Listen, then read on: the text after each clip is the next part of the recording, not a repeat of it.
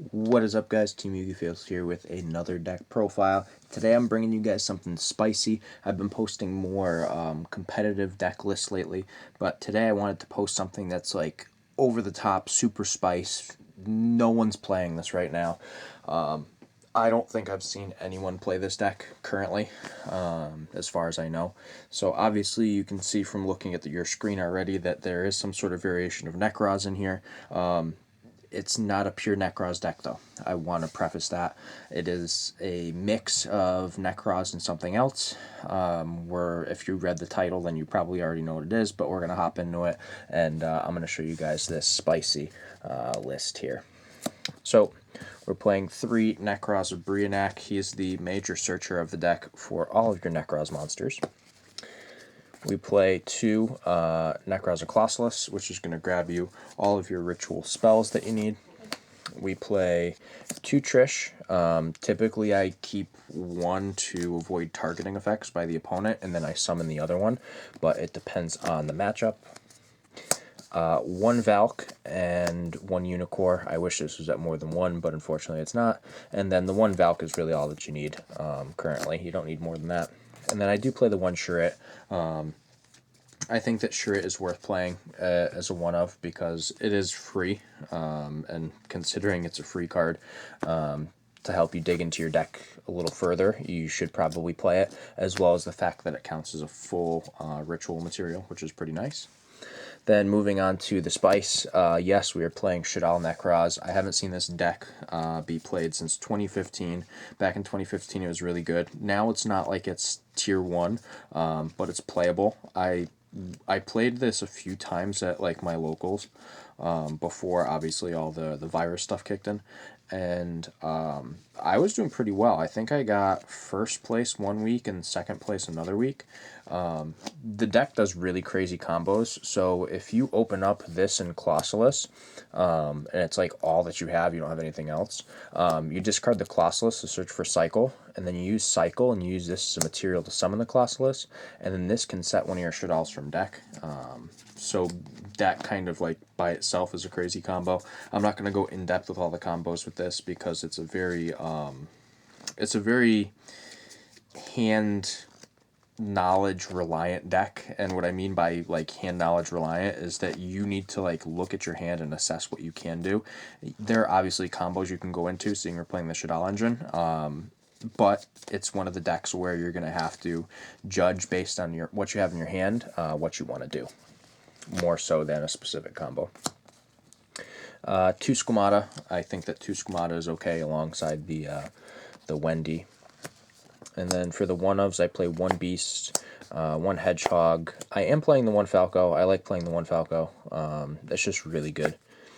1 Dragon and 1 Aerial. As much as I don't like playing this card because it's basically your Garnet of the deck, it's still like really good because you can banish your opponent's stuff. In addition to if you have to, or if you're using it for the combo, it just gets you your combo, or you banish stuff for your opponent's grave. Then I do play a small Performage engine. I just think that this is necessary when you're playing Shaddolls. Doesn't matter what the variant is, I think that you have to play the Performages in some capacity.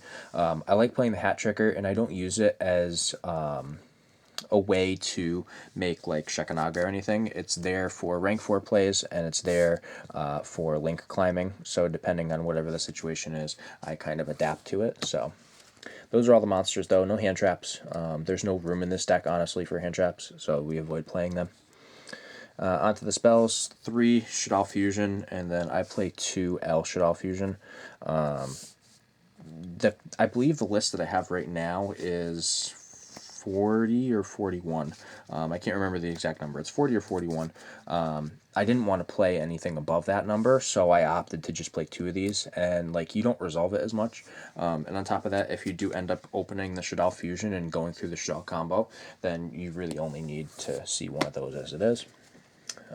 3 prep, just for the consistency with the Nekroz stuff. This card just does some insane things with this deck, and like you don't have to add a card from grave to hand, which is great. So you can just search for a monster from your deck that you need, which is really, really good.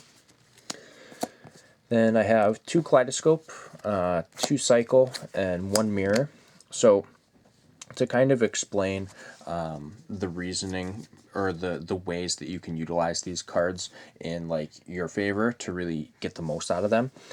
Mirror we only play 1 of because it's the most useless out of all of them. You really only resolve this once. I won't even get into it because it's not the important combo piece, so I'm actually going to put that off to the side. Your cycle and your kaleidoscope, however, play a very important role in this deck. So typically speaking with Nekroz, most people would go kaleidoscope and use Herald to make their Unicorn, which is still viable with this deck. It's 100% a viable play, something that is frequently done.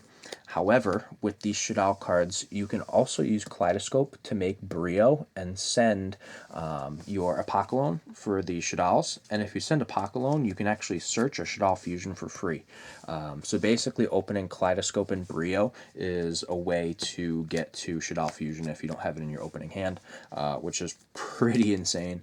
And then Cycle, I mentioned before how you can use a Wendy to bring back a Colossus from grave, and then you can set a Shaddoll from deck off of the Wendy being used from Cycle, which is insane. So, you know, that kind of stuff is really good. And then I do play the 1 Avarice. I don't think you need any more than this, just 1 Avarice to be able to recycle stuff. And you'll see that we have 1 more card in the deck that does recycle as I progress through it. Those are all the spells, though. Moving on to the traps, I play 1 of the Resh. I think that it's just necessary for the combo. If you draw it, you draw it, so what? You just move on with life. And then the last card that we play is Triple Evenly Matched in the main. So this deck is going second. You want to have ways to break your opponent's board. If you're playing against something like Eldritch, you want to banish all those pesky back rows. If you're playing against Adamanticators, you might want to bait out a negation. And if you're playing against anything else, you just have to get rid of whatever they have on their board. So 3 evenly is pretty solid. That is the main deck, though. Like I said, it's 40 or 41. I can't remember. I just counted it before I started recording, too, which is bugging me that I don't remember what the number is. But it's 40 or 41. That's what I know. Moving on to the extra deck, though. We are playing 2 Construct. You don't have to play 3 in this deck. 3 is kind of overkill, so I opt not to play that many. 2 Winda. I think that Winda is one of the reasons that this deck is also good in addition to everything else that it does. Being able to clear your opponent's board and then end on a Winda typically is enough to make your opponent want to scoop it up.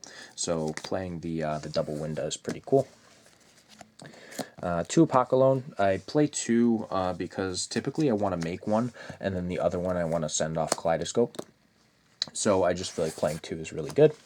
And then I do play the 1 Anoyatilis. The reason behind this is that all the Nekroz monsters are waters, so there are times where you can make this, and like if you have to push for game, you can always be in battle phase and do your El Shaddoll Fusion, make this after you attack with your Shaddoll and Nekroz monster, and then possibly swing for game.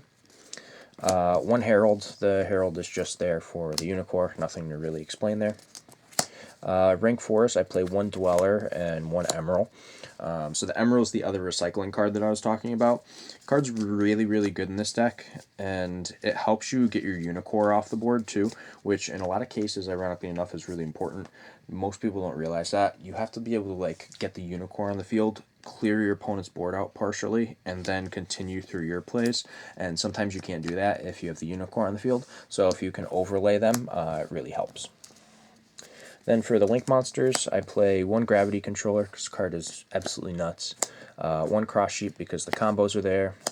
1 Nightmare Phoenix, and the Unicorn, because clearing your opponent's field is really good. And a lot of people would opt to play Boral Sword. I do not like playing Boral Sword right now.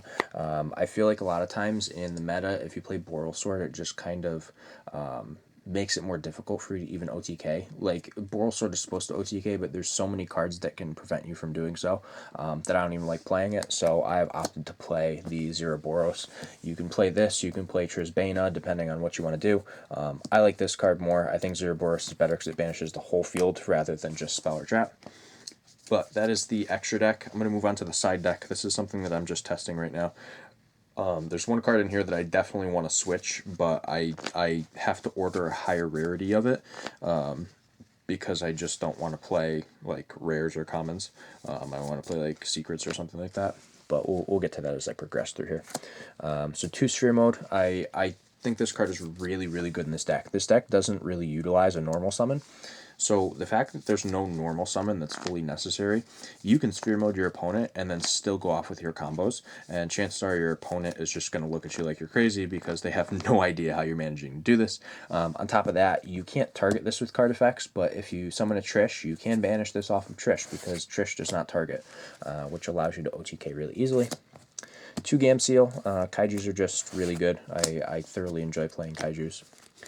This is one of the cards that I'm swapping out of here. 2 Denkos. So I'm playing it for right now, and I just haven't swapped it out of the side deck. But I will be most likely swapping the Denko and swapping the 1 red reboot that I play for Prohibitions. I think Prohibition is really good, and if your opponent forces you to go first, then you have a card that you can just pick up wins with.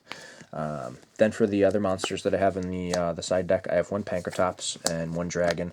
I set in the Dragon against those heavy back row matchups, as well as the Pankratops. The Pankratops just has multi-purposes, though. Then the spells, 3 Dark Ruler, because this deck is really good at clearing the opponent's field. If you can Dark Ruler evenly, or you can Dark Ruler and then combo off and just clear their board, then chances are your opponent isn't coming back from it. This deck is really explosive, which is kind of shocking. Most people wouldn't expect it. I remember the first week that I played it, it was actually the week that the Shaddoll Structure deck first came out. I put this together, and my round 1 opponent thought I was playing pure Nekroz after game 1 because I didn't play a single Shaddoll card, and I OTK'd him on game 1. And then game 2, he figured I was just playing Nekroz, and he made me go first, and I started off with a Winda, and he just looked at my board and didn't know what to do.